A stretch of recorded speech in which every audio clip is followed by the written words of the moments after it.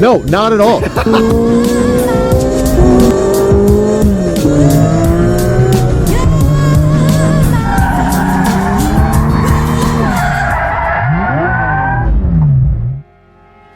Today is finally the day. I have been waiting a very long time for what's in those boxes. And I don't even know if they're gonna fit. So let's go open them up.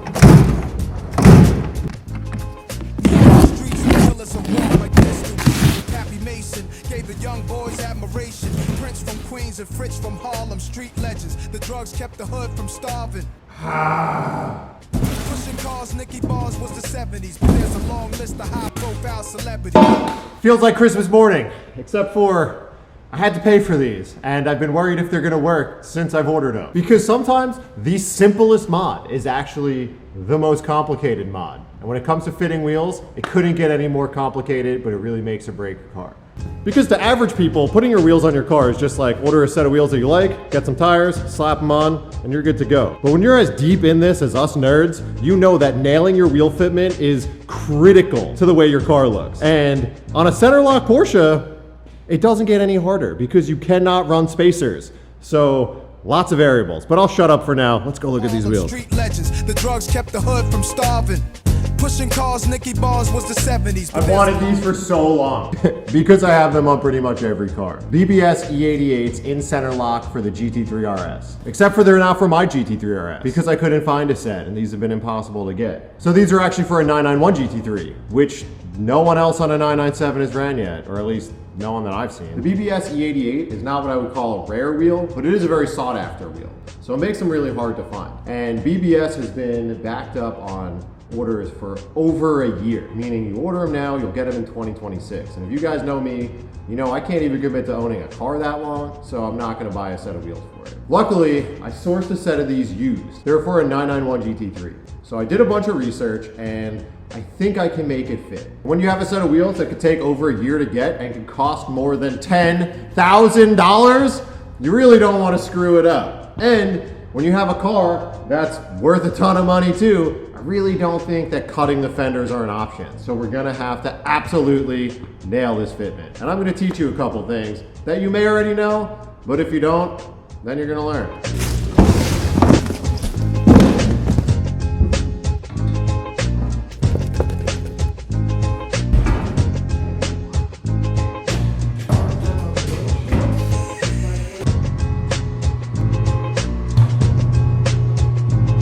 Tires all mounted up. Now we're going to take them back home and see if these things actually fit on the car.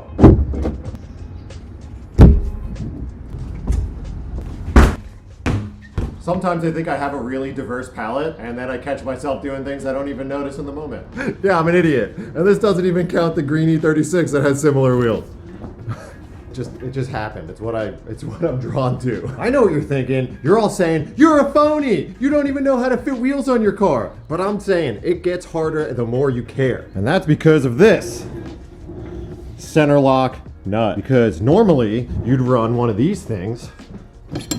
This is a wheel spacer. And on normal wheels with 5 lug holes, it's very simple. If the wheel doesn't stick out enough, you put this behind there and it makes the wheel stick out more. That doesn't work on here. You're stuck. There are a couple little things you can do, and this is like just for Porsche people, but you could actually shim the lower control arm to gain more negative camber and push the wheel out. But the top of the wheel kind of goes in, so you don't really know what you're gonna get. This is where I'm at. Mine are shimmed out as much as possible, and I have about 3.5 degrees of camber, and it's still super sunk. You might be able to buy yourself just a little bit of space by going up 1 tire size, but then you'll have a pretty bulky tire, and these are already pretty big for the rim, running a 245 on a 9.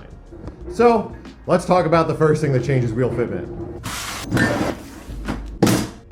Wheel offset and width. It's the 2 factors of wheel that determine the fitment. It's pretty easy to figure out, and if this doesn't make sense to you and you don't want to learn how to do math like the rest of us, there's a quick way to do it. So there's a really simple website called 1010 Tires, and they've had this forever, and it's the easiest tool to use in the world. Basically, you put in your current wheel specs and your new wheel specs, and it tells you exactly how they'll fit. So you get 2 millimeter less clearance on the inside and you extend it out 10 millimeters on the outside. Doesn't get better than that. Finally, technology that actually does something important for us, right folks? But if you're rebuilding wheels and you're adding lip, removing lip, changing the size, etc., there's a great article on Stanceworks.com. They have explained it all. It's a little bit more difficult, but still pretty simple to manually calculate that. So if you're doing that, go check out their website. I'll link it below actually, just in case anyone's out there doing that and hasn't figured it out yet. But if you buy a set of wheels that you don't know the specs on or trying to calculate it, this could be pretty useful. So the first one, width. What people often make a mistake on is you don't measure wheels like this from outer edge to outer edge. Where you measure your wheel from is actually the inner barrel to the inner barrel. So this wheel is 10 inches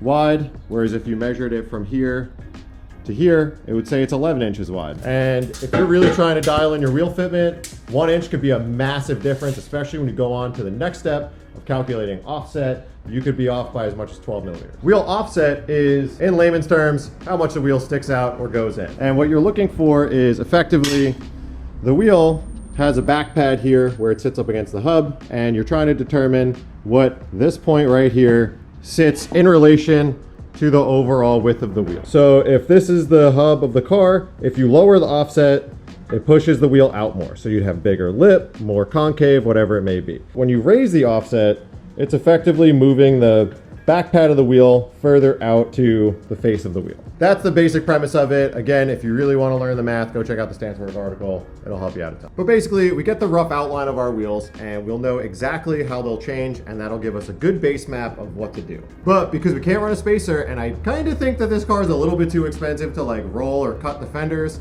we got to get this thing pretty dead on. So right now, the E88 specs are 19 by 9.5 plus 41. It'll stick out 12 millimeters more in the front and 12.5 plus 41 in the rear, which will gain us 10 millimeters in the rear. So if I've done my calculations correct, this should be close. There's one more factor that could throw a wrench in our gears. So what you would do now to figure out if your specs will work on your car, you can just measure the wheel here and see how much space you have to the inner lip and where you want it to fit. Or sometimes I'll even grab a spacer and we'll just slip it up in here and see if anything touches. So this is a 10 mil spacer, and it looks like we got plenty of room here. In theory, we could be good. But there's one more factor that could really affect the fitment of your car, and this is the big one, and honestly the hardest one because there's no data out there about it.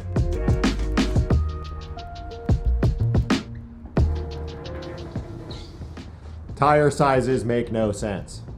That's not entirely true. It should say tire sizes are not all consistent, but that's what came into my brain. If you don't know anything about tire sizes, basically the number like 245, 35, 19 is the width in millimeters, so 245 millimeter wide section width, the ratio, which makes the height, so the sidewall, and then the last one is the rim diameter. Simple stuff. If only that was the case. But I had a set of wheels on this car previously that were made by some brand, and I spec'd them perfectly.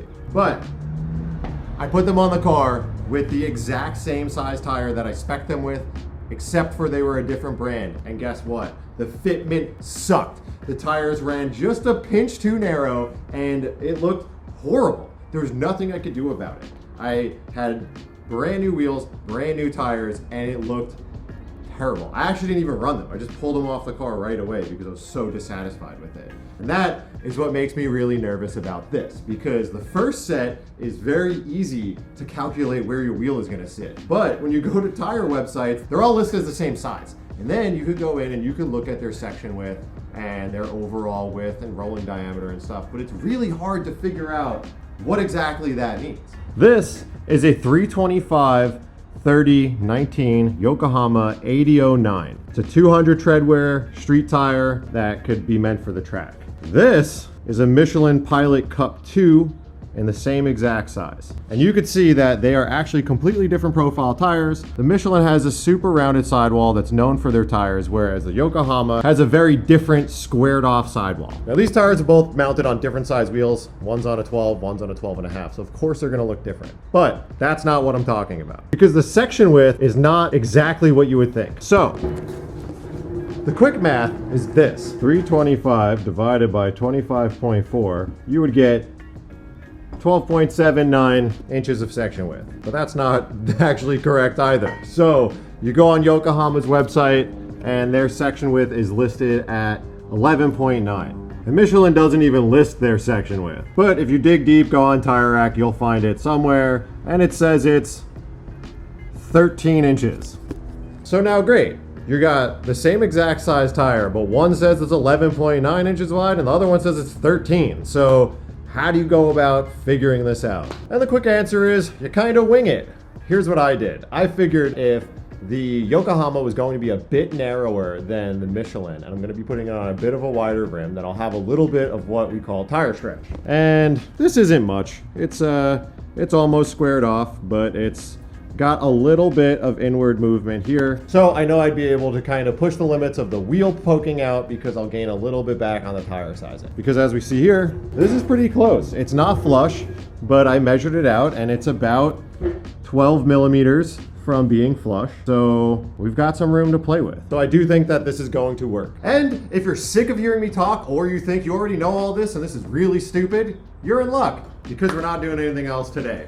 Donut Media hit me up. They wanted to use this car for one of their videos, and they asked if it could look as stock as possible. So we're gonna leave the stock wheels on it, but we're gonna go up to Willow Springs to go shoot with them. I'm gonna take you guys with me.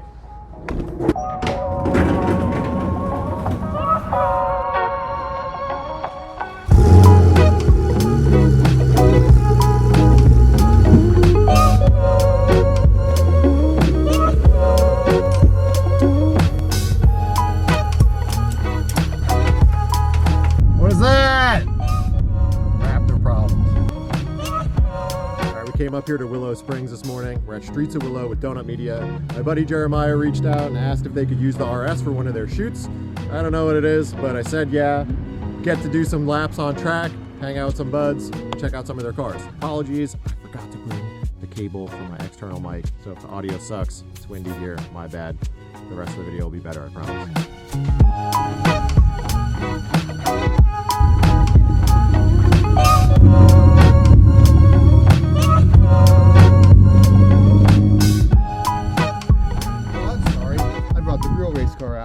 Where is it?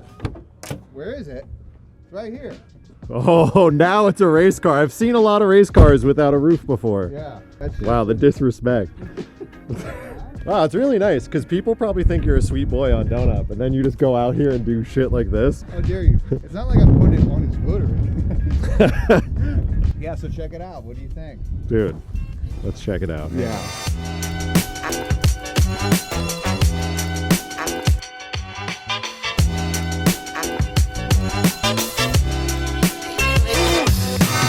Alright guys, I'm sure you've never seen this before because, you know, we didn't play well together back in the day, but I'm here with the Donut Media guys.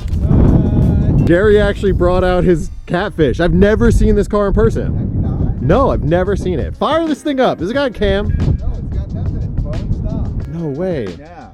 Yeah, it's all stock. Don't look under here. I had to pull the dash and do some stuff. I won't. Yeah, but don't look at that. What are we working with? This thing's kind of cool. Looks like it's got some setup. You got a bucket. Yeah, I got a bucket. I got Wow, this is a racing steering wheel. This out of a Blazer? Did you do a Chevy S10 Blazer steering wheel swap? I did a swap because they've been known to be a little bit lighter, have a little bit better feel to it. You got a bucket. I got a bucket. It almost sticks out of the roof line. Yeah, it's really tall. It's as low as it goes too. It is. I can't run with a helmet in the T-tops. My helmet bangs across the bar right here. So. But it looks pretty set up. You got forged lines, Willwoods, some tires. I got 315 square, Willwoods up front, stock in the back. All this was a SLP car. So for those of you who know, you know what that's called? Street legal performance. Which was like, what did that mean? It meant it had like a cat back. So no, it had exhaust. It had Bilsteins. It had who?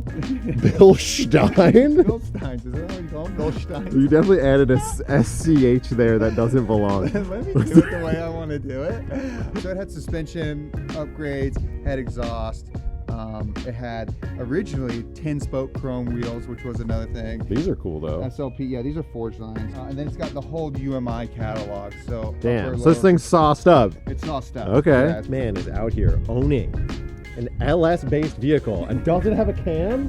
Hit up Zach, your one-stop shop chop stop for Bigfoot big cams. The man can't stop selling cams. If you don't have one, Zach was like, hey, you need a cam? I was like, yeah. He's like, well, you can just, here's like my code and here's 10% off. And I was like, you don't want to hook me no up? way. Zach gave you 10% off? That's where you guys are at? That's where we're at. I thought that was the homie. I thought he was, I mean, I've partied with Zach. I've hugged him, you know, I've kissed him on the cheek. And he gave you 10% off? 10% off. God damn. Texas Speed, Zach Martin's official cam.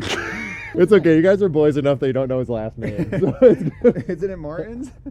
I call him Martins. I know you do. Isn't that his screen handle on Instagram? Martins? How do you do that? Yeah. What's that framing? Dude, this is the frame. Yeah. This is the Sorry, donut. now. God, it's like you never touched one of these things before in your life. Yeah. Can you fire this thing up and can we take it out on track? SLP exhaust. Alright, here we go. Look at that hood. Oh my god. Vanilla 124. This thing actually rips. Yeah, buddy.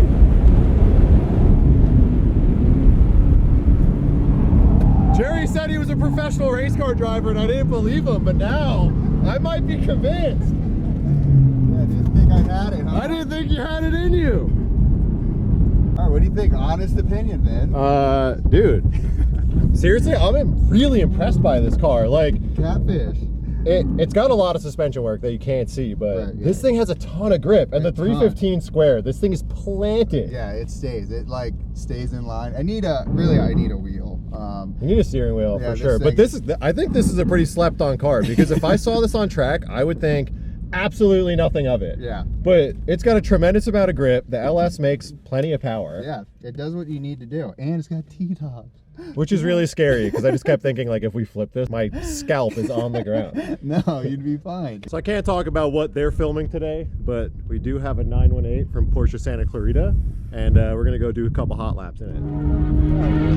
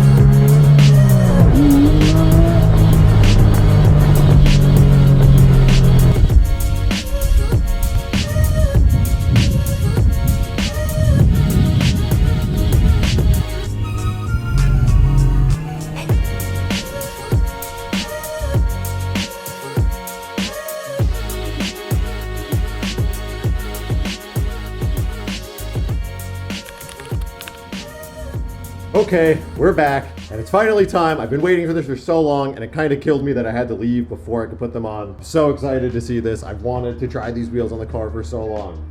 Let's go. Cars, man.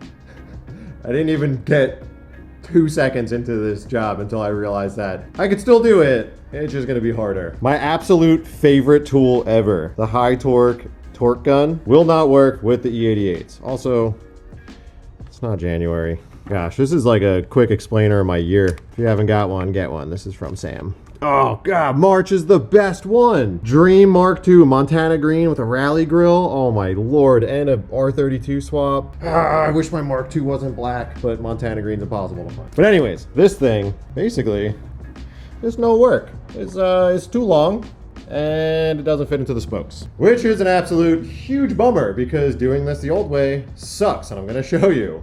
Because I'm putting these damn things on. But if I have to take them on and off to raise the height of the car, I'm gonna probably lose my mind and break my back. Luckily, we can use the Hytorc gun to take it off at least, so let's get started.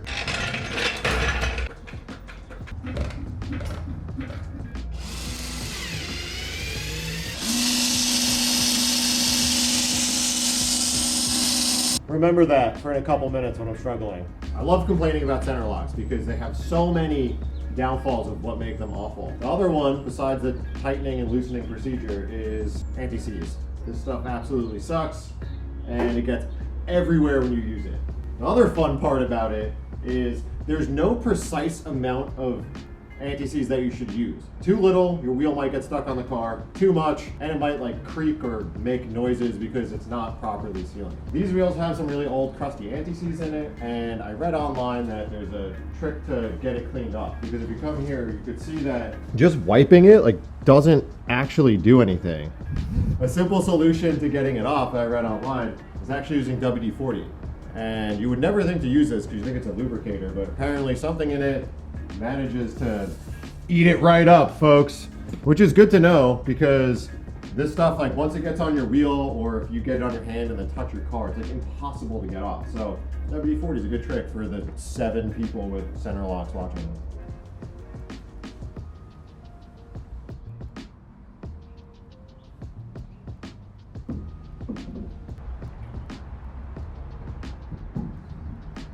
Oh my God. Ah! You know me, I don't really get excited over anything, but should I show you yet? I don't want to show you yet. We should put it on the ground. We gotta tighten them, and the tool doesn't work, so I gotta go find an assistant. Option number 1, get a beautiful assistant to help you out. Normally you should start the car to build up enough brake pressure with the booster to hold the wheels, but we're gonna try to do it without, so cue up me struggling. Look at this ridiculous tool that you need to tighten wheels on a car. Yes, this is a 4-foot torque wrench. But because you can't use a torque wrench backwards, you also need a breaker bar, so you gotta switch tools in between doing it. Fun. So you got your torque wrench here, and then you got a breaker bar, which extends to be just almost as long. That's some serious equipment. And the proper torque procedure for doing these wheels is actually 440 foot-pounds tighten, then you loosen it back 90 degrees, and then 440 foot-pounds again. Step on it hard.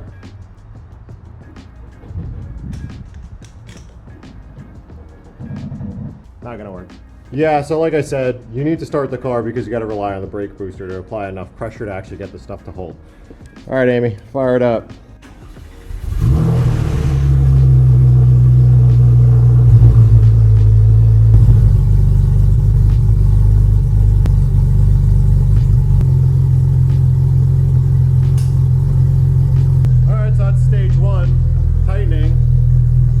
Again.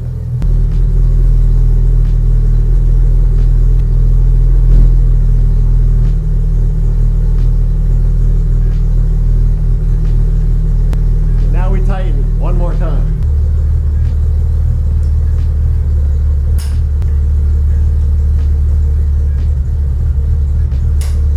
Woo! Oh my God, I love it. Oh, I don't even know if I'm going to spoil it for you. Yeah, it's perfect. All right, I'm gonna do the other side, and then I'm gonna get you some proper shots. All right, so if you guys know, this is my absolute favorite car ever, and I'm so stoked with how these wheels came out. So I hit up my boy Dylan, Apex Pixel on Instagram, and he said he was down to come by. So we're gonna go hit the beach, shoot some nice shots of this car so we could end this video on a positive note with some really, really high quality shots of this thing. So let's go. Put in the trunk to use. There's tons of space. It's not, who said it wasn't a practical car? This is such a ridiculous place.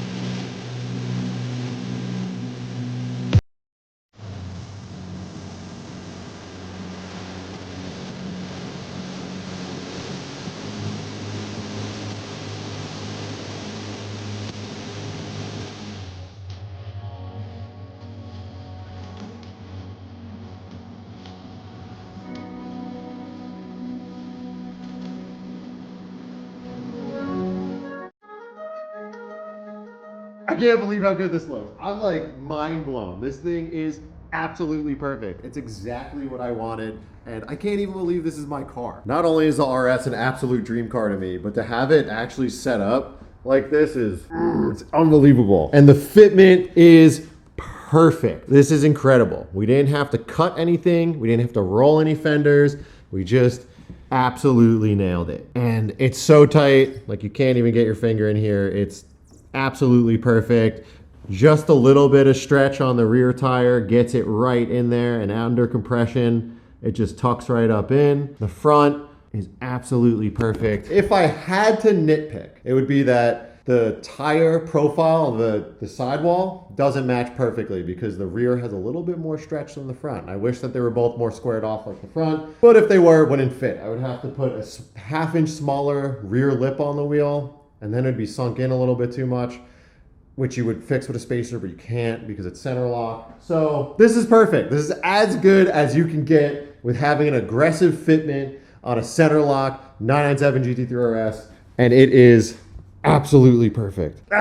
It's so sick. So anyways, there's not a ton left to do to it in terms of modifications. It's pretty much perfect the way it is. There's not a ton left to do to it. The car's not going anywhere. You're gonna see it on the channel some more. We'll make sure to get it out on track, out in the canyons, continue to do some content with it. But next week, we're doing Ferrari mods. Parts are finally rolling in. I couldn't be more excited because I'm so friggin' impatient to get cracking on that car and make it exactly what I want it to be. And it's going to be a long journey. I'm going to document it all here. So thanks to everyone for watching. I appreciate the support. This has been a big journey for me. I absolutely love making YouTube content. I'm trying to do it every Thursday. So if you're not subscribed, subscribe or put the notification bell. I don't know, whatever the hell you're supposed to do. But thanks everyone for watching. I appreciate it. For now, I'm out.